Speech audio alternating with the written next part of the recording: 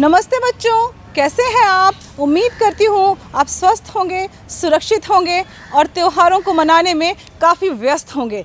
बच्चों, आप कितने भी व्यस्त हो जाएं, पर आपको कोरोना के संक्रमण से बचने के लिए 3 मूल काम तो करने ही होंगे। मास्क हमेशा लगाए रखिए, साबुन से हाथ लगातार धोते रहिए और भीड़ भाड़ वाली जगह पे दूरी बना कर रखिए। बच्चों, आज मुख्यमंत्री विद्यालय सुरक्षा कार्यक्रम के अंतर्गत सुरक्षित शनिवार के इस एपिसोड में आपको ये बताया जाएगा कि शुद्ध पेयजल क्यों पीना चाहिए, स्वच्छता और साफ सफाई के बारे में ढेर सारी जानकारी दी जाएगी। बच्चों, क्या आप जानते हैं साबुन से लगातार हाथ धोने के क्या फ़ायदे होते हैं? साफ़ पानी पीना क्यों ज़रूरी है? मानव मल का सुरक्षित निपटारा क्यों होना चाहिए? व्यक्तिगत स्वच्छता यानी कि पर्सनल हाइजीन क्यों ज़रूरी है? इन सभी जीवन उपयोगी जानकारियों को प्राप्त करने के लिए आप हमारे इस एपिसोड में अंत तक बने रहें। और बच्चों, इस एपिसोड को देखकर इसमें जो बातें बताई जा रही हैं उसको अपनी आदतों में शुमार करें। तो चलिए बिना देर किए शुरू करते हैं आज का ये एपिसोड। कोरोना वायरस के खतरे से खुद को बचाएं। ये कुछ सरल उपाय अपनाएं। साथियों, कोरोना वायरस के संक्रमण से बचने के लिए आपको कुछ आसान से काम करने हैं। जब भी आप किसी से बात करें या किसी के साथ बैठें, तो उनसे कम से कम 1.5 से 2 मीटर या 2 गज की दूरी बनाएं।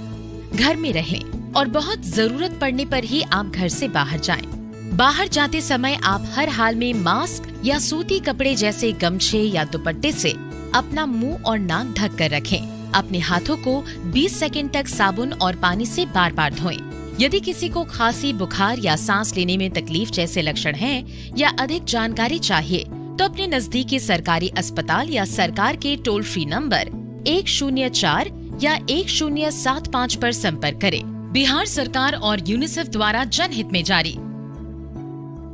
क्योंकि जीना इसी का नाम है। अम्मा जी कहती है, एक गिलास पानी तो पिला। जी अम्मा जी, अभी लाई।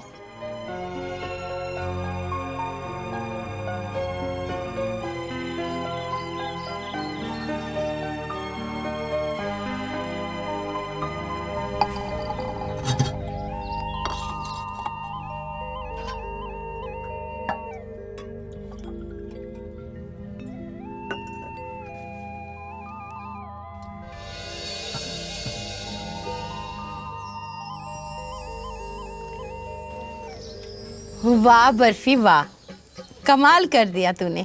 एक भी बात ऐसी नहीं है जो पानी को साफ रखने के लिए जरूरी हो और तू ना कर रही हो। ऐसा भी क्या कर दिया मैंने अम्मा जी? पानी को छोटे मुंह वाले साफ बर्तन में ढककर रखती हो ताकि उसमें कुछ गिरे नहीं। हाँ अम्मा जी, अब तो मैंने ये आदत बना ली है और बच्चों को भी यही सिखाती हूँ कि पीने का पानी हमेशा ढककर ही रखना चाहिए। और पानी निकालते हुए डंडी वाले बर्तन का इस्तेमाल कर रही है ताकि हाथों के कीटाणु उसमें ना जाएं। हाँ अम्मा जी, नर्स बहन जी ने ये बात बताई थी और ये भी कहा था कि पानी में हाथ और उंगली नहीं डालनी चाहिए। बड़े मुंह का बर्तन हो तो बच्चे कई बार उसमें गंदे हाथ डाल देते हैं। अब छोटे मुंह का बर्तन है और उसे हमेशा ढककर रखते हैं तो सब सही है। और हाँ अम्मा जी, अब मैं पानी का बर्तन जमीन पर नहीं, थोड़ी ऊंची जगह पर रखती हूँ। अच्छा, देखिए ना अम्मा जी, आपसे बात करते मन ऐसा लग जाता है कि मैं सब कुछ भूल जाती हूँ। अब क्या भूल गई? आपके लिए चाय बनाना। आप बैठिए, मैं अभी बना कर लाई। इसको भी मेरी सब बातों का ध्यान रहता है। अब तुम जरा मुझे जल्दी से बता दो कि घर में पानी को साफ सुथरा रखने के लिए हमें क्या क्या करना चाहिए। 1. छोटे मुंह का साफ बर्तन इस्तेमाल करना चाहिए। 2. पानी को ढक कर रखना चाहिए। 3. पानी निकालते समय बर्तन में हाथ या उंगली नहीं डालनी चाहिए। 4. डंडी वाले बर्तन का इस्तेमाल करना चाहिए। 5. पानी के बर्तन को जमीन से ऊंची जगह पर रखना चाहिए। सही जवाब है, घर में पानी को साफ सुथरा रखने के लिए हमें छोटे मुंह का साफ बर्तन इस्तेमाल करना चाहिए और पानी को ढक कर रखना चाहिए। पानी निकालते समय बर्तन में हाथ या उंगली नहीं डालनी चाहिए। इसलिए डंडी वाले बर्तन का इस्तेमाल करें। और ये ध्यान रखना चाहिए कि पानी का बर्तन जमीन से ऊंची जगह पर हो। तुम कहाँ रहती हो बसंती? ये बड़ी नीम वाली गली में। तुम वो नए हैंडपंप से पानी लेती होगी। जी हाँ बहन जी, वही जो चरण नजदीक पड़ता है। ठीक है बसंती, पर तुम इसे ओआरएस का घोल देना नहीं भूलना, वो जैसे बताया था साफ पानी में। और हाँ, जिंक की एक गोली 14 दिनों तक साफ पानी के साथ। ये साफ उबले पानी में? हाँ बिल्कुल। ठीक है बहन जी, चलती हूँ। नमस्ते।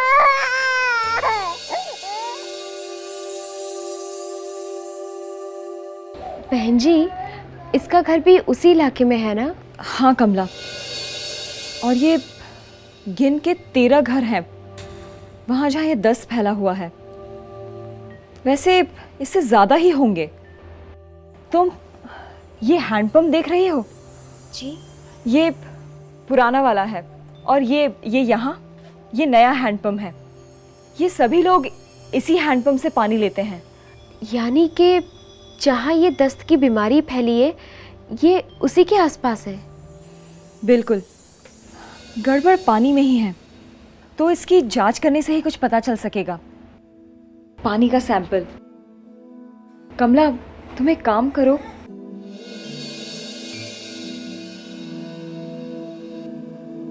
इसमें पुराने हैंडपंप का पानी और इसमें नए हैंडपंप का पानी।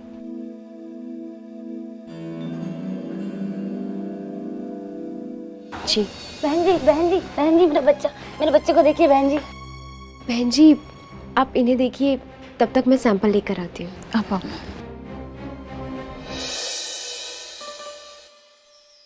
माँ, नमस्ते अम्मा जी। नमस्ते बेटा। माँ, पता है आज हमारे स्कूल में बहुत सारे बच्चे नहीं आए। मास्टर जी कह रहे थे कि उन्हें दस्त और उल्टियाँ हो रही हैं। हाय राम, मुझे पहले ही पता था कि ऐसा कुछ हो सकता है। तुम्हें कैसे पता चला माँ? अरे हैंडपंप के पास कितना कूड़ा जमा होने लगा है और पिछले कुछ दिनों से बरसात भी हो रही है। अब कूड़े में से तरह तरह के कीटाणु जमीन में रिसकर पानी में घुस रहे होंगे। हाँ, तभी तुम पानी उबाल कर देती हो, है ना? हाँ सोनू, इससे पानी के अंदर के कीटाणु मर जाते हैं और वो पीने लायक हो जाता है। हाँ, मास्टर जी भी एकदम यही बता रहे थे। मास्टर जी बिल्कुल ठीक कह रहे थे सोनू, और तुम्हारी माँ भी बिल्कुल ठीक ही करती है। पर अम्मा जी, मैंने सुना कि पानी साफ करने के और भी तरीके होते हैं। हाँ, एक और तरीका है, कमला और शबनम ने बताया था, वो मैं तुझे बता देती हूँ।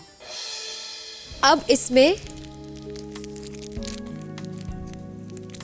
हम एक हैलोजन की गोली डाल देंगे, जो कि ये पानी में घुल जाएगी और पानी हो जाएगा साफ। ये गोली CHC से मंगाई जाती है और हमारे सब सेंटर से तो मुफ्त में भी मिलती है। ये तो बहुत अच्छी बात बताई आपने। क्लोरीन की गोलियां मैं नर्स बहन जी से ले आऊंगी। शाबाश बेटी।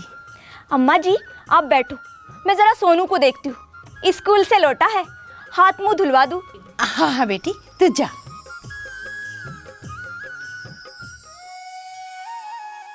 तुमको भी सब बातें समझ में आ गई ना? तो बताओ, पानी को साफ और पीने लायक कैसे बनाया जा सकता है? 1. उबालकर। 2. पानी में क्लोरीन डालकर। सही जवाब है, पानी को साफ और पीने लायक बनाने के लिए उसे अच्छी तरह उबाल लेना चाहिए, या फिर पानी में क्लोरीन की गोली भी डाल सकते हैं। इसमें पुराने हैंडपंप का पानी है ना? जी। और इसमें नए? जी, जैसा आपने कहा था वैसा ही किया है, पर इससे क्या पता चलेगा? इसे हम H2S वाइल्ड टेस्ट कहते हैं। इससे 24 घंटे बाद हमें ये पता चलेगा कि ये पानी गंदा है या नहीं। पर बहन जी, पता कैसे चलेगा कि पानी गंदा है या नहीं? अगर ये पानी खराब है तो 24 घंटे बाद इसका रंग काला हो जाएगा।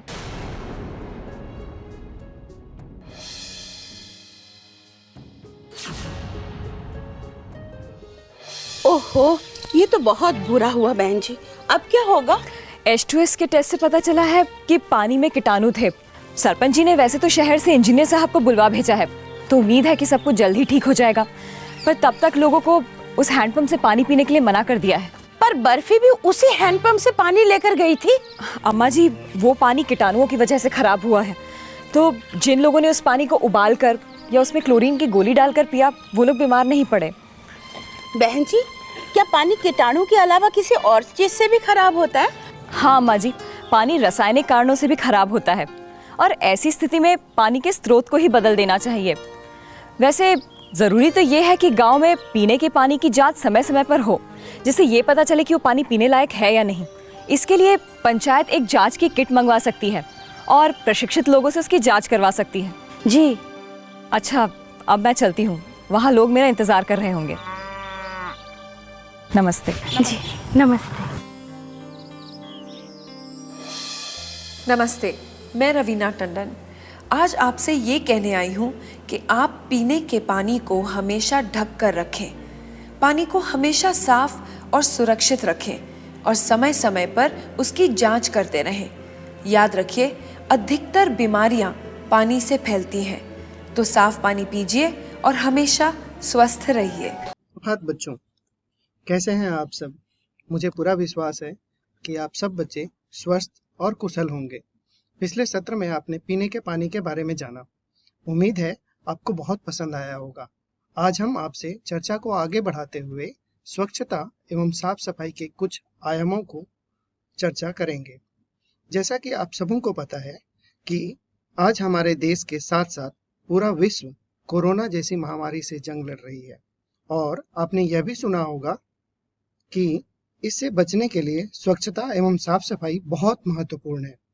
आज की हमारी चर्चा का विषय भी स्वच्छता एवं साफ सफाई के महत्व को समझना है। आइए चर्चा की शुरुआत करते हुए सबसे पहले स्वच्छता से हम क्या समझते हैं, इस विषय पर चर्चा करते हैं। तो बच्चों, स्वच्छता क्या है? स्वच्छता एक व्यवहार है जिससे मल मूत्र एवं कचरे आदि का निपटान किया जाता है। तो बच्चों, स्वच्छता क्यों जरूरी है? यदि हम अपने जीवन में स्वच्छता के व्यवहार को नहीं अपनाएंगे तो हमारे जीवन पर इसके कई दुष्परिणाम हो सकते हैं। जैसे स्वच्छता की कमी से हमारा वातावरण दूषित होता है, जिससे उल्टी, दस्त, मलेरिया, हैजा, पीलिया जैसी खतरनाक बीमारियां फैलती हैं। बार बार बीमार होने के कारण हम कुपोषित होने लगते हैं और बौनापन, दुबलापन या कम वजन का शिकार हो जाते हैं। इसका असर क्या होगा पता है बच्चों?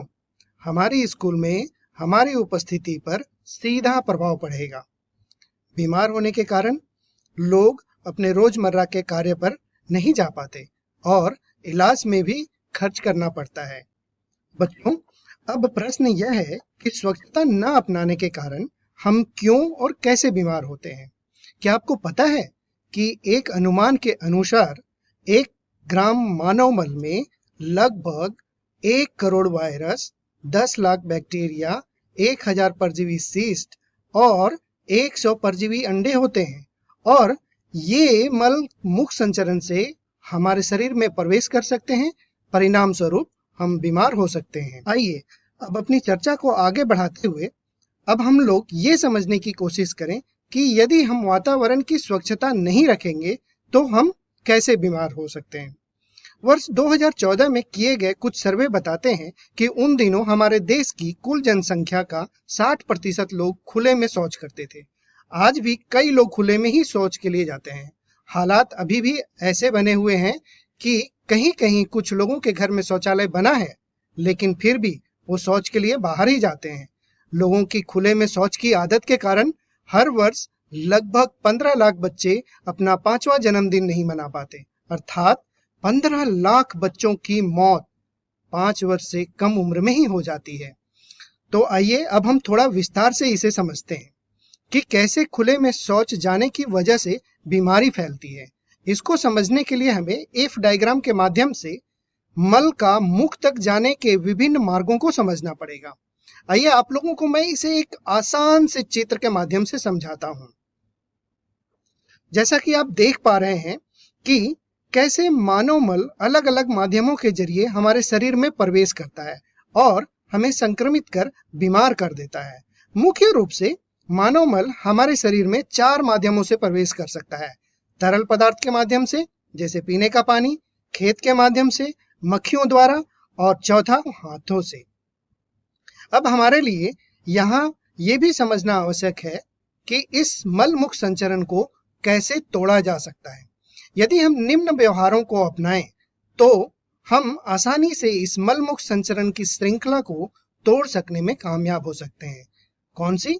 सबसे पहला, प्रत्येक घर में शौचालय का निर्माण हो और उसका उपयोग सुनिश्चित करें। दूसरा, नवजात शिशुओं का मल का सुरक्षित निपटान शौचालय में ही करें। तीसरा, शौच के बाद एवं खाने से पहले साबुन से हाथ अच्छी तरह से धोएं और वो भी कम से कम 20 सेकंड के लिए। भोजन को हमेशा ढककर रखें और हमेशा सुरक्षित जल स्रोत से ही पीने का पानी लें। इसके अलावा हमें स्वच्छता के 7 घटकों के व्यवहार को भी अपनाना पड़ेगा। आइए अब हम इन्हें थोड़ा विस्तार से समझते हैं। स्वच्छ शौचालय का मतलब है शौचालय का निर्माण, उसका उपयोग एवं रखरखाव और खुले में शौच से मुक्त वातावरण। साफ पानी पीने का मतलब है पीने का पानी हमेशा सुरक्षित जल स्रोत से ही लें। पेयजल को ढके बर्तन में और ऊंची स्थान पर रखें। बर्तन से पानी निकालने के लिए डंडीदार लोटे का ही इस्तेमाल करें। गंदे पानी का निकासी, घर से निकलने वाले बेकार गंदे पानी का निपटान सोख्ता गड्ढे, बागवानी या पक्की नालियों के माध्यम से करें। कचरे का निपटान, घर से निकलने वाले कचरा को निपटान कूड़ा गड्ढे या कंपोस्ट गड्ढे में करें। जानवरों का कचरा जैसे गोबर आदि का निपटान कंपोस्ट या केचुआ खाद बनाने में करें। घरेलू एवं खानपान स्वच्छता, घर को साफ रखें, भोजन को हमेशा ढक कर रखें और ताजा भोजन ही खाएं। व्यक्तिगत स्वच्छता, यदि व्यक्तिगत स्वच्छता रखा जाए तो हम कई तरह के संक्रामक रोगों से अपने एवं अपने परिवार को बचा सकते हैं, जैसे हाथ धोना, मुंह की स्वच्छता, रोज नहाना, बालों की देखभाल, पैरों की स्वच्छता, शौचालय की स्वच्छता, खांसी और छींकने की स्वच्छता और नाखून काटना। 7वां, गांव की स्वच्छता, गांव का कोई व्यक्ति खुले में शौच ना करे और गांव को साफ रखें। गांव के विद्यालय, आंगनवाड़ी, सामुदायिक भवन एवं स्वास्थ्य केंद्र को स्वच्छ एवं साफ रखें। तो बच्चों, मुझे उम्मीद है कि आप अब स्वच्छता के घटकों को बहुत अच्छी तरह समझ गए होंगे। आइए अपनी चर्चा को आगे बढ़ाते हुए अब हम लोग ये समझने की कोशिश करें कि हम शौचालय का उपयोग व रखरखाव कैसे कर सकते हैं। शौचालय का लगातार उपयोग के लायक रहे, इसके लिए यह महत्वपूर्ण होता है कि उसका उपयोग सही तरीके से हो रहा हो और इसका रखरखाव भी सही तरीके से हो रहा हो। यदि कुछ बातों का ध्यान रखा जाए तो शौचालय हमेशा साफ रहेगा, इससे कोई बदबू भी नहीं आएगी। वो बातें कौन सी हैं? सबसे पहला, शौच का उपयोग करने से पहले 1 मग पानी डालकर पैन को गीला कर लें ताकि मल उसमें सट ना पाए। दूसरा, शौच करने के लिए सही दिशा में बैठें और अपने पैर को पावदान पर ही रखें। तीसरा, शौच के बाद मल को बहाने के लिए उचित मात्रा में पानी डालें। चौथा, शौचालय के पैन में कोई कचरा जैसे पॉलीथीन, कपड़ा, बीड़ी, सिगरेट का बट, सैनिटरी पैड आदि कभी भी न डालें। शौचालय को साफ करने के लिए नमक पानी या नींबू पानी का ही इस्तेमाल करें। तो बच्चों, इस तरह स्वच्छता का यह सत्र यहाँ समाप्त होता है। धन्यवाद। स्वस्थ रहें, सुरक्षित रहें। स्वच्छता एवं साफ सफाई की चर्चा को आगे बढ़ाते हुए अब हम एक और महत्वपूर्ण विषय व्यक्तिगत स्वच्छता के बारे में चर्चा करेंगे। जैसा कि सत्र की शुरुआत में आपसे चर्चा हुई है कि आज हमारा देश कोरोना जैसी वैश्विक महामारी से जंग लड़ रहा है और इस जंग को जीतने के लिए व्यक्तिगत स्वच्छता एक अचूक शस्त्र है। हमारी अगली चर्चा का विषय भी यही है, व्यक्तिगत स्वच्छता को समझना और इसे अपनी जीवन शैली में अपनाना। आइए चर्चा की शुरुआत करते हैं। तो सबसे पहले यह समझते हैं व्यक्तिगत स्वच्छता क्या है। व्यक्तिगत स्वच्छता का मतलब शरीर की स्वच्छता को बनाए रखना है, जो स्वास्थ्य को बनाए रखने और बीमारियों के प्रसार को रोकने में मदद करती है। आइए अब व्यक्तिगत स्वच्छता के संदर्भ में कुछ बातों को समझते हैं और इन बातों को अपनी जीवन शैली भी बनाने का प्रयत्न करेंगे। व्यक्तिगत स्वच्छता के लिए हमें किन बातों का ध्यान रखना चाहिए और क्या-क्या करना चाहिए? सबसे पहले बालों की देखभाल। बालों को गंदगी और रूसी से मुक्त रखने के लिए बच्चों को सप्ताह में कम से कम 2 बार बाल धोकर अच्छे से सुखाने चाहिए। बालों की देखभाल अगर सही से ना किया जाए तो सिर में जू, रूसी और अन्य बालों की समस्याएं पैदा हो सकती हैं। दूसरा, मुंह की स्वच्छता। आपको सुबह-सुबह और रात को सोने से पहले ब्रश करना चाहिए ताकि आपके दांत साफ और चमकदार रहें। तीसरा, रोज नहाना। रोज स्नान करने की आदत आपको साफ और स्वच्छ रखेगा। स्नान करने के लिए साबुन का उपयोग करें और फिर अपने आप को साफ तौलिए या गमछा से अच्छी तरह सुखाएं। शौचालय की स्वच्छता, इसके बारे में हम लोगों ने विस्तार से चर्चा कर ली है। नाखून काटना, नियमित रूप से अपने नाखून काटें, इसे हमेशा छोटा रखें। पांचवा, पैरों की स्वच्छता। बच्चों, क्या तुम्हें पता है पैर शरीर का वह हिस्सा है जो सबसे ज्यादा कीटाणु के संपर्क में आता है। घर के बाहर नंगे पांव कभी ना घूमें। पैरों को दिन में 2 बार साबुन और पानी से अच्छे से धोना चाहिए। खांसी और छींकने की स्वच्छता। जब छींक या खांसी आए तो रुमाल या टिश्यू पेपर के साथ अपने मुंह को ढकना चाहिए। रुमाल या टिश्यू पेपर ना हो तो अपने केहूनी को मोड़कर अपने मुंह को ढकें और तब छींके या खांसे। हाथ धोना और माहवारी स्वच्छता के बारे में हम आगे विस्तार से चर्चा करेंगे। बच्चों, जैसा कि आप सब जानते हैं कि पूरा देश कोविड-19 जैसी महामारी से जंग लड़ रहा है, इसलिए कोविड-19 महामारी से बचने के लिए भी हमें कुछ बातों का ध्यान रखना बहुत जरूरी है। जैसे बहुत जरूरी होने पर ही घर से बाहर निकलें। घर से बाहर जब भी निकलें, घर में बने मास्क लगाएं या गमछे या दुपट्टा से अपना मुंह और नाक ढक कर निकलें। तीसरा, दूसरों से कम 1 मीटर की दूरी बनाकर रखें। चौथा, बिना साबुन से हाथ धोए अपनी आंख, नाक या मुंह को नहीं छुएं। आइए अब हम हाथ धोना को विस्तार से समझते हैं। सबसे पहले ये जानते हैं कि हमें कब कब हाथ को धोना चाहिए।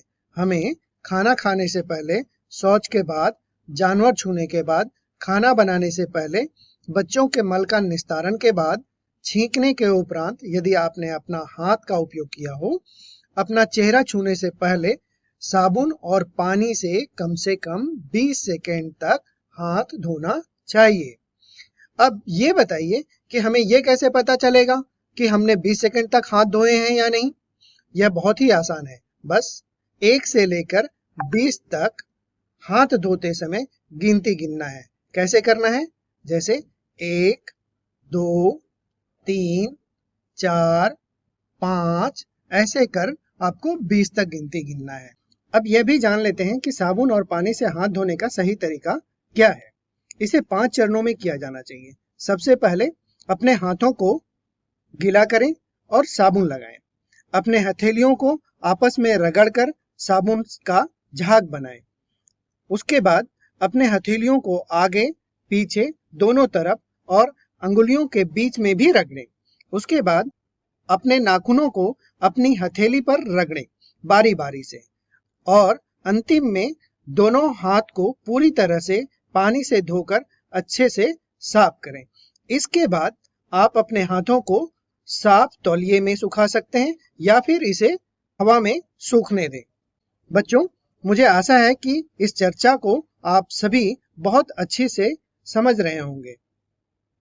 अब चर्चा को आगे बढ़ाते हुए व्यक्तिगत स्वच्छता के एक और महत्वपूर्ण विषय माहवारी स्वच्छता प्रबंधन पर चर्चा करते हैं। किशोरियों को माहवारी के दौरान विशेष रूप से व्यक्तिगत स्वच्छता पर ध्यान देना चाहिए। माहवारी एक सामान्य शारीरिक प्रक्रिया है। यह सभी महिलाओं को 10 से 14 वर्ष की उम्र से शुरू होता है। माहवारी शुरू होने पर बिना घबराए अपनी माँ, दीदी या अपनी महिला शिक्षक को बताएं।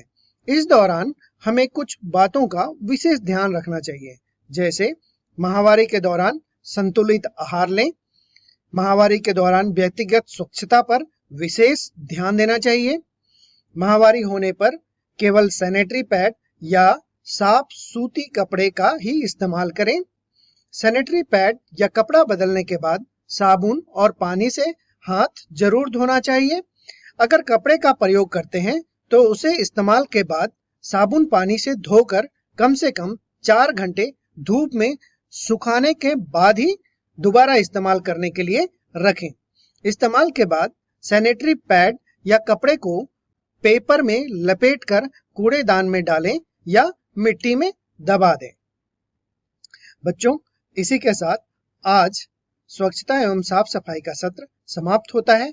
उम्मीद है आप सबको बहुत पसंद आया होगा और ढेर सारी नई जानकारी भी मिली होगी। इस आशा के साथ कि आज की चर्चा को आप अपने जीवन में आत्मसात जरूर करेंगे और खुद को हमेशा स्वस्थ रखेंगे। धन्यवाद। सभी बच्चों को प्यार भरा फिर से नमस्कार। बच्चों, अभी तक आपने पानी, स्वच्छता एवं व्यक्तिगत स्वच्छता से जुड़ी बहुत सारी जानकारी प्राप्त किए हैं। अब हम बात करेंगे और जानेंगे कि कचरा क्या है एवं कचरे का प्रबंधन कैसे करें। बच्चों, कचरा कोई नया विषय नहीं है। हम अपने रोजमर्रा की जिंदगी में कचरा हर दिन पैदा करते हैं। कचरा का कोई निश्चित स्थान नहीं होता।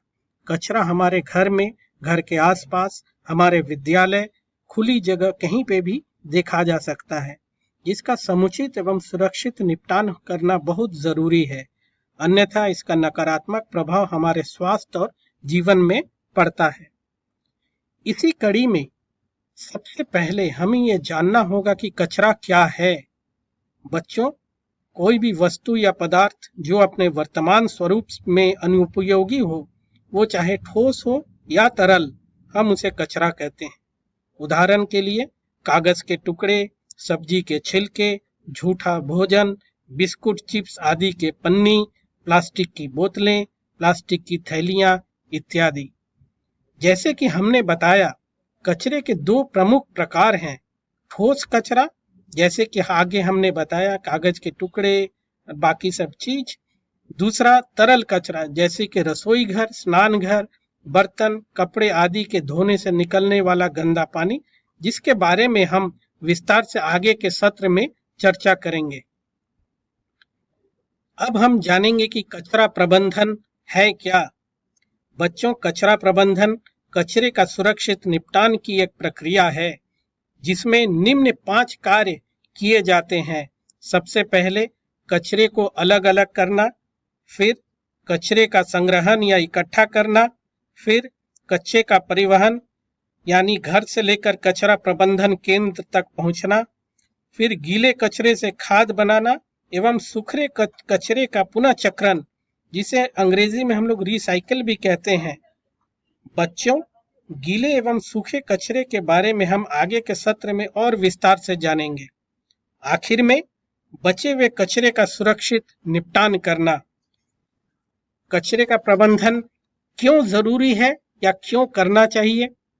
पर्यावरण एवं साफ एवं मानव जीवन को स्वस्थ बनाए रखने के लिए कचरे का प्रबंधन परम आवश्यक है।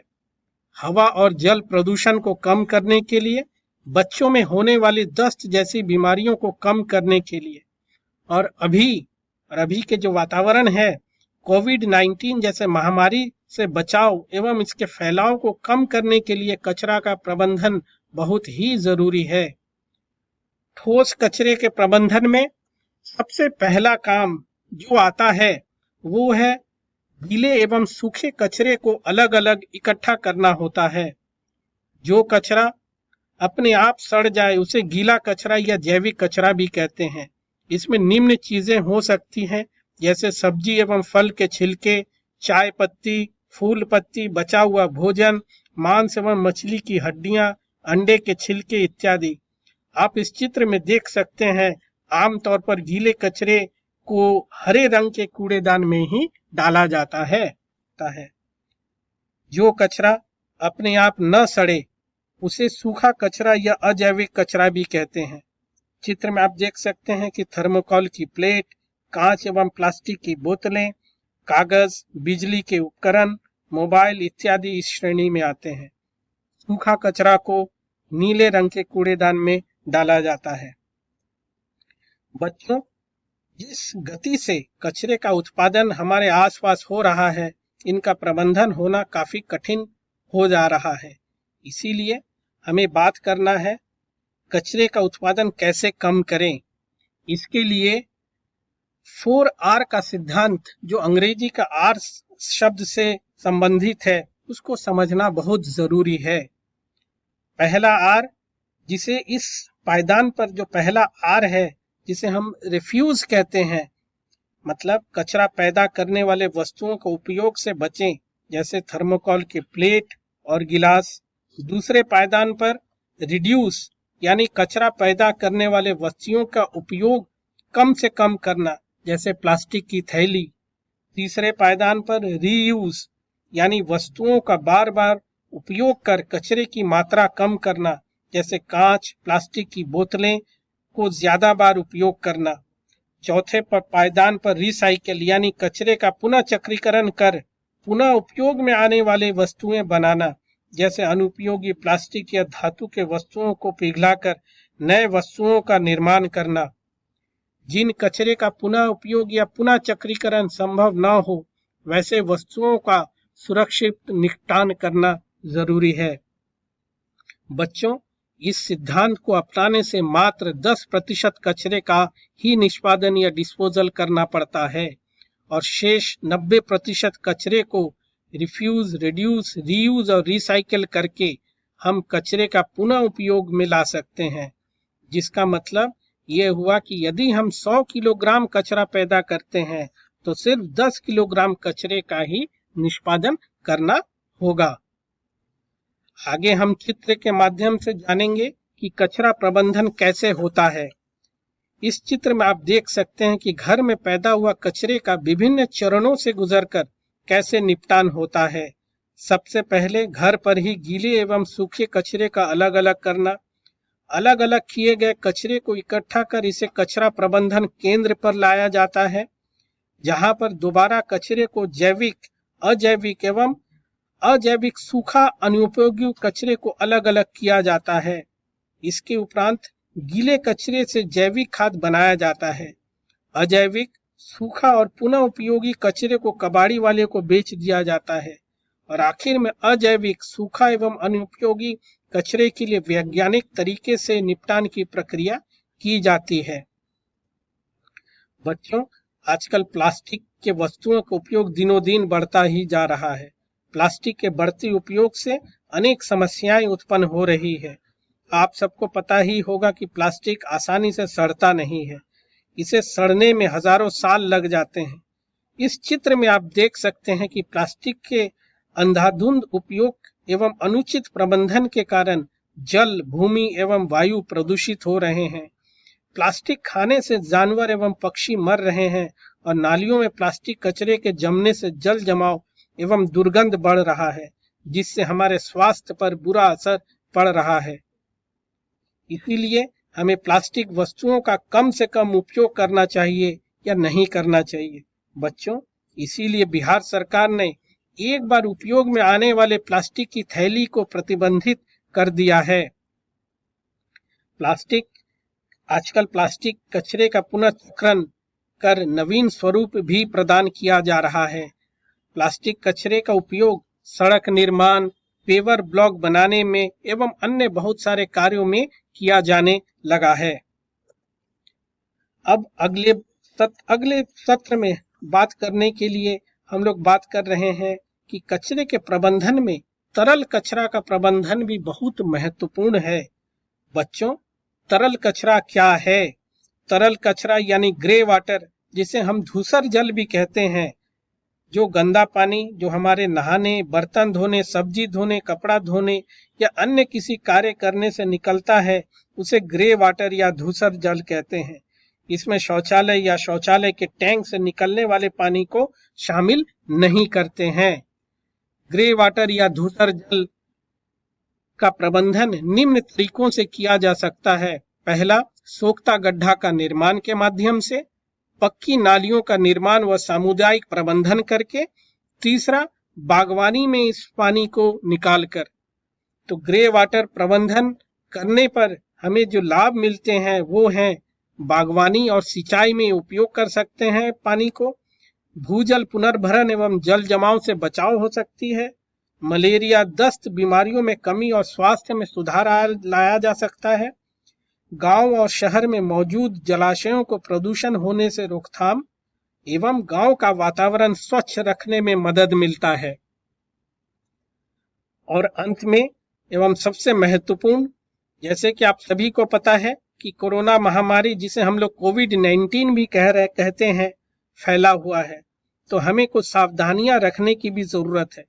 जैसे उपयोग में लाए गए मुंह के मास्क और दस्तानों को सावधानी से उतारें, इसे इधर उधर न रखें या फेंकें।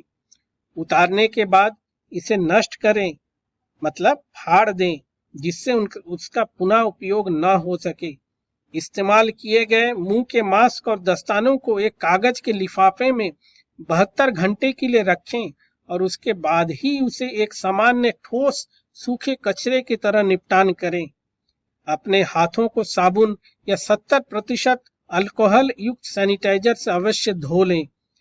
जो मुंह के मास्क बार बार उपयोग में लाया जा सकता है, एक बार इस्तेमाल के बाद उसे साबुन और पानी से अच्छी तरीके से धो लें एवं धूप में सुखाने के बाद पुनः उपयोग में लाएं। इसी के साथ बच्चों, सबको बहुत बहुत धन्यवाद।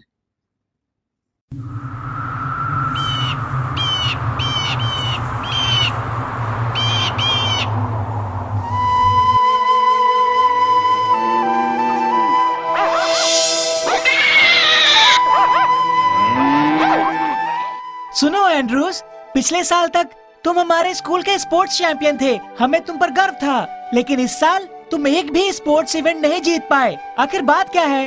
स्पोर्ट्स डे से एक हफ्ते पहले मुझे डायरिया हो गया और इस कारण मुझे शारीरिक कमजोरी हो गई, इसीलिए मैं जीत नहीं पाया। सुनो दोस्तों, संभल कर चलो, पूरे रास्ते पर मल पड़ा है। दीपक, नाच क्यों रहे हो? ठीक से चलो ना। हे, मैं नाच नहीं रहा, स्किन डिजीज के कारण मुझे खुजली हो रही है। ये देखो।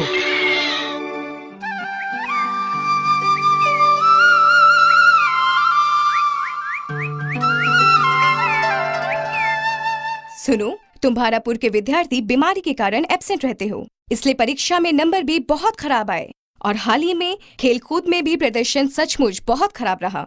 इसकी वजह क्या है? मैम, भारापुर में सफाई का नामो निशान नहीं है और वहाँ स्वच्छता का मतलब कोई नहीं जानता। मैडम, सभी सड़कों पर पूरी तरह पानी भरा हुआ है। बच्चे सड़क पर ही मल निष्कासित करते हैं। चारों ओर कूड़े के ढेर लगे हुए हैं। गांव बहुत गंदा है, इस कारण कई लोग डायरिया के शिकार हुए हैं और मच्छरों से मलेरिया और फिलेरिया जैसी बीमारियां फैली हैं। वहाँ के लोग बहुत ही ज्यादा गंदे रहते हैं और मैले भी रहते हैं, इसीलिए उनका ये हाल है।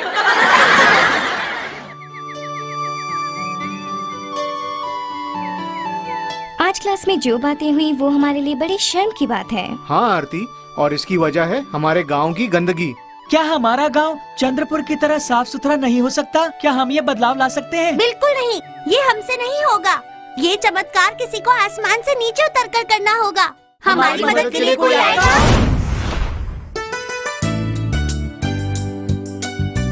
हे दोस्तों, घबराओ मत, मैं हूँ वॉश, तुम्हारा दोस्त। मैं तुम्हारी इच्छा के मुताबिक आया हूँ, तुम्हारे गांव को स्वच्छ बनाकर सब गांव वालों की जिंदगी में खुशहाली लाने के लिए।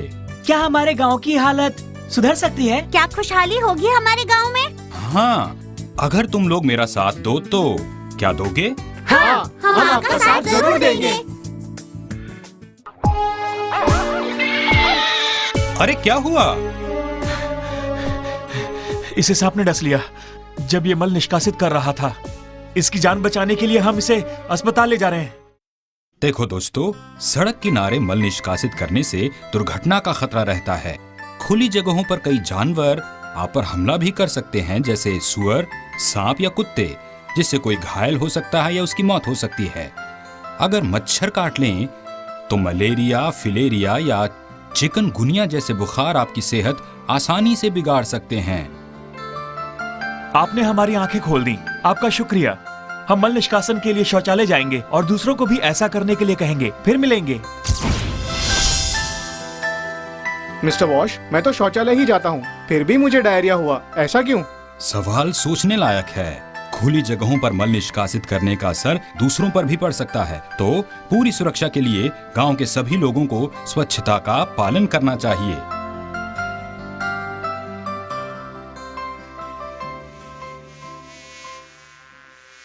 ये मेरे मनपसंद पकवान है, मैं इन्हें अक्सर खाता हूँ। चलो हम सब मिलकर खाते हैं। दोस्तों जरा एक मिनट, यहाँ देखो।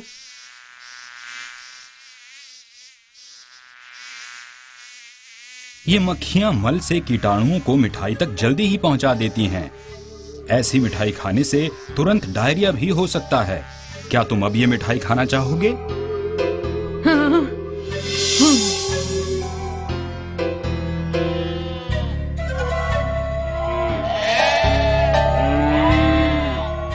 दोस्तों वो देखो, घरों से, हैंडपंप से और खुले नलकों से इकट्ठा हुआ पानी मच्छरों को प्रजनन करने में बहुत मदद करता है और इसी वजह से इस गांव के कई लोगों को मलेरिया, डेंगू और चिकनगुनिया हो गया है। अच्छा, तो इस पानी का क्या करें?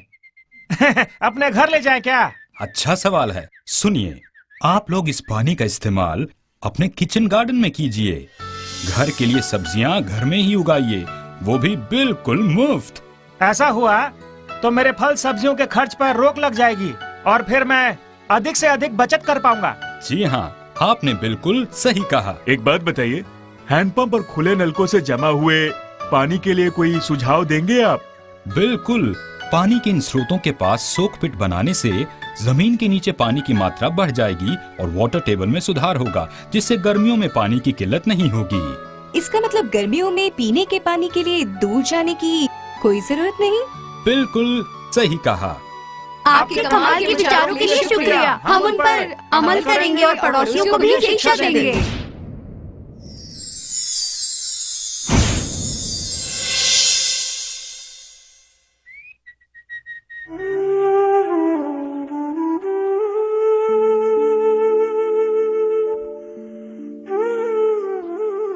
क्या हो रहा है यहाँ पर? मेरी बच्ची को डायरिया हुआ है, कैसे ये नहीं पता, पर ये अपने मंत्र शक्ति से इसका इलाज कर देंगे। बस कीजिए, इससे हाँ? बच्ची को कोई फायदा नहीं होगा। पहले उसका मल साफ कीजिए और अपने हाथ साबुन से धोइए।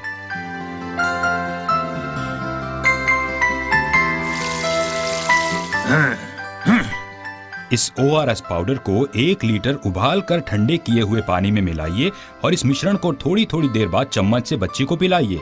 अगर राहत न मिले तो इसे डॉक्टर के पास लेकर जाइए। ये सब्जियां खेत से हैं, इन पर गाय भैंसों के कीटाणु और मल के अंश हो सकते हैं, तो इन्हें पकाने से पहले इन्हें अच्छी तरह धोना जरूरी है। उसी तरह जब मीट पकाना हो तब उसके कीटाणुओं का नाश करने के लिए उसे उबालना जरूरी है। ये मक्खियां रोग फैलाने वाले कीटाणु फैला सकती हैं। ये खाना खाने से आप आसानी से किसी बीमारी का शिकार बन सकते हैं। आपकी बच्ची की यह हालत इसी वजह से हुई होगी। कृपया बर्तन हमेशा ढक कर रखें और उन्हें हमेशा किसी प्लेटफॉर्म या मेज पर रखें। आप इस कूड़े का क्या करेंगी? सड़क पर फेंक दूंगी। क्यों, ठीक है ना? नहीं, कूड़े में ही मक्खियां प्रजनन करती हैं जो बीमारियां फैलाती हैं। इस कूड़े को फसल के लिए खाद में भी बदला जा सकता है। घर के बाहर एक कंपोस्ट टैंक की मदद से ये आसानी से हो जाता है। क्या आइडिया है, धन्यवाद। आज से मैं बिल्कुल ऐसा ही करूंगी। पीने का पानी आप कहाँ से लाती हैं? नजदीक के तालाब से। हम वहाँ जा सकते हैं? हाँ जरूर, आइए चलें। मिस्टर वॉश, हम समझ गए, जरा 1 मिनट रुकिए। सभी मेरी बात सुनिए। ये तालाब यहाँ रोज हो रहे अस्वच्छ कार्यों की वजह से दूषित हो गया है। अगर इस पानी को नहाने और पीने के लिए इस्तेमाल किया गया तो हमें बड़ी आसानी से डायरिया और कॉलेरा जैसी बीमारियां हो सकती हैं। पानी हमेशा सुरक्षित स्रोतों से लेना चाहिए, जैसे कि कोई हैंडपंप या ओवरहेड टैंक के नल से। मैं रोज यहीं आकर नहाता हूँ, इसीलिए मुझे स्किन इन्फेक्शन है। हाँ, अब हम समझ गए। सलाह के लिए शुक्रिया। कविता, दीपक, तुम दोनों ने बिल्कुल सही कहा। प्यारे दोस्तों, अब आप लोग स्वास्थ्य और स्वच्छता को बढ़ावा देने की जरूरत और अहमियत को समझ गए। साथ ही अब आप दूसरों को शिक्षित करने लायक भी हो गए हैं। ठीक है दोस्तों, मेरा काम खत्म हुआ। उम्मीद है जब मैं अगली बार आऊंगा तब सभी गांव वाले स्वस्थ और खुशहाल जीवन बिता रहे होंगे। बाय। हम अगले स्पोर्ट्स डे के लिए आपको न्योता देंगे मिस्टर वॉश, जरूर आना। बाय मिस्टर वॉश, हमारे दोस्त, शुक्रिया, बाय।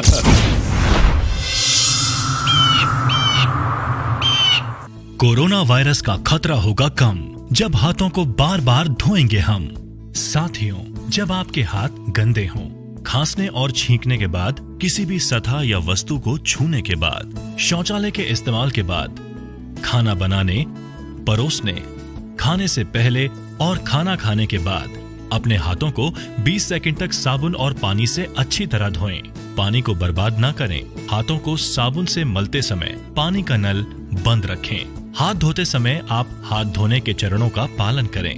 पहले हथेली से हथेली, फिर हथेलियों के पीछे, अंगुलियों के बीच में, अंगुलियों के पीछे, अंगूठे के तले पर और आखिर में अंगुली के नाखूनों को अच्छी तरह धोएं। यदि किसी को खांसी, बुखार या सांस लेने में तकलीफ जैसे लक्षण हैं या अधिक जानकारी चाहिए तो अपने नजदीकी सरकारी अस्पताल या सरकार के टोल फ्री नंबर 104 या 1075 पर संपर्क करें। बिहार सरकार और यूनिसेफ द्वारा जनहित में जारी। बच्चों नमस्ते। आज आपने पेयजल, स्वच्छता एवं साफ सफाई के विभिन्न आयामों को जाना, समझा और सीखा। आज आपको पेयजल की शुद्धता के बारे का महत्व पता चला। साफ सफाई और स्वच्छता कितनी ज़रूरी है यह भी आपको पता चला। तो बच्चों, उम्मीद करता हूँ आज का यह कार्यक्रम आपको बहुत पसंद आया होगा, क्योंकि आज जो आपको स्वच्छता एवं साफ सफाई बताई गई, आज के वैश्विक कोरोना महामारी में यह भी एक इम्पॉर्टेंट एस्पेक्ट है। तो बच्चों, अब वक्त है इस एपिसोड में जो आपने सीखा उसके आधार पर हम आपसे कुछ सवाल पूछें। तो बच्चों, क्या आप लोग तैयार हैं क्विज के लिए? लेकिन आपको करना क्या है? आपको प्रश्नों को ध्यान से सुनना है, उसके विकल्पों का सही चयन करना है। इसके पश्चात हम आपको गृह कार्य भी देते हैं जो आपको सप्ताह भर करना होता है। तो बच्चों, क्या तैयार हैं आप लोग आज के क्विज के लिए? चलिए क्विज प्रारंभ करते हैं। पहला सवाल, हमें साबुन से हाथ कब कब धोना चाहिए? इसके विकल्प हैं। पहला, जब हाथ गंदे हों या किसी सतह या वस्तु छूने के बाद। दूसरा, शौचालय का इस्तेमाल और बच्चों के मल को निपटाने के बाद। तीसरा, खाना बनाने, परोसने या खाने से पहले और खाने के बाद। और चौथा, उपरोक्त सभी। तो बच्चों, इसका सही जवाब है उपरोक्त सभी। दूसरा सवाल, कीटाणु कैसे हाथों पर आते हैं और लोगों को बीमार करते हैं? इसके विकल्प हैं। पहला, मानव मल के संपर्क में आने से। दूसरा, पशु मल के संपर्क में आने से। तीसरा, संक्रमित वस्तुओं के संपर्क में आने से। चौथा, उपरोक्त सभी।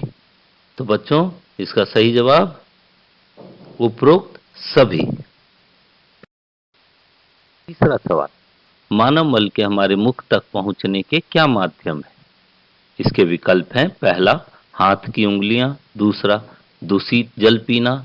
तीसरा, बिना धुले सब्जी अथवा फल खाने से। चौथा, उपरोक्त सभी ठीक हैं। बच्चों, इसका सही जवाब है उपरोक्त सभी ठीक हैं। चौथा सवाल, गीला अथवा जैविक कचरा को पहचान कर निशान लगाएं। तो इसके विकल्प हैं। पहला, सब्जी के छिलके एवं फूल पत्तियां। दूसरा, कांच की बोतलें। तीसरा, प्लास्टिक की बोतलें। चौथा, थर्मोकोल के प्लेट एवं ग्लास।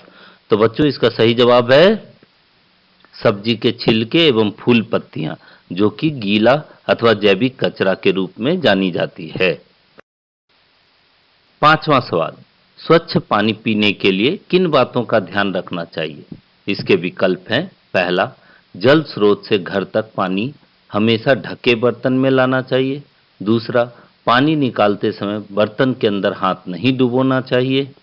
तीसरा, पानी हमेशा डंडीदार लोटा या टिसनी या उड़ेल कर लेना चाहिए।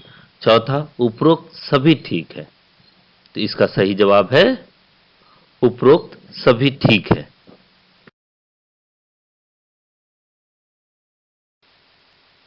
छठा सवाल, कोरोना के संक्रमण से बचने के लिए इनमें से कौन सी सावधानियां बरतनी चाहिए? इसके विकल्प हैं, पहला, मास्क का प्रयोग हमेशा करना है। दूसरा, सामाजिक दूरी बनाकर रखना है। तीसरा, घर से बाहर बेवजह नहीं घूमना है। चौथा, व्यक्तिगत साफ सफाई पर ध्यान देते हुए बार बार साबुन से हाथ धोते रहना है। और पांचवा, उपरोक्त सभी। बच्चों, यह सवाल कई बार आपसे पूछा गया है, तो उम्मीद करता हूं आपको याद होगा। इसका सही जवाब है उपरोक्त सभी। अभी तक हमने आपसे 6 प्रश्न पूछे। अब वक्त है गृह कार्य का। आज आपने स्वच्छता, साफ सफाई एवं हाथ धुलाई के बारे में जाना और सीखा। अब आपको करना क्या है? आपने जो आज सीखा, जो जानकारी प्राप्त की, उसे अपने माँ पिताजी, भाई बहन एवं अपने मित्रों तथा सहपाठियों को बताएं। साथ ही अपने परिवार के साथ मिलकर अपने घर के आसपास साफ सफाई का ध्यान रखें तथा हाथ धुलाई के तरीकों का अभ्यास करें। तो बच्चों, यह था इस सप्ताह का क्विज और गृह कार्य। अगले शनिवार को हम फिर मिलेंगे एक नए क्विज और एक नए गृह कार्य के साथ। तब तक घर पर रहें, सुरक्षित रहें। धन्यवाद। नमस्कार बच्चों, आप सभी को मेरा बहुत बहुत प्यार। हम जानते हैं पेयजल, स्वच्छता एवं साफ सफाई हमारे जीवन का अभिन्न अंग है। तो आज के इस कार्यक्रम में आपने पेयजल, स्वच्छता, साफ सफाई के विभिन्न आयामों के बारे में जाना और सीखा। बच्चों, साथ ही आपने शुद्ध पेयजल के उपयोग करना क्यों ज़रूरी है, इसके बारे में भी आपने जाना। साथ ही व्यक्तिगत स्वच्छता के क्या क्या लाभ होते हैं और मानव मल का सुरक्षित निपटान करना क्यों ज़रूरी है, ये भी आपने सीखा। साथ ही आपने ये भी देखा कि हमें साबुन और साफ़ पानी से हाथ धोने के क्या क्या लाभ होते हैं और ये क्यों ज़रूरी है, ये भी आपने महत्वपूर्ण जानकारी विस्तार पूर्वक जानी और देखी। मुझे उम्मीद है बच्चों, आज का ये कार्यक्रम आप लोग को बहुत रोचक लगा होगा और जो आप लोग को प्रश्न पूछे गए और साथ में जो होमवर्क दिया गया वो भी बहुत ही महत्वपूर्ण रहा।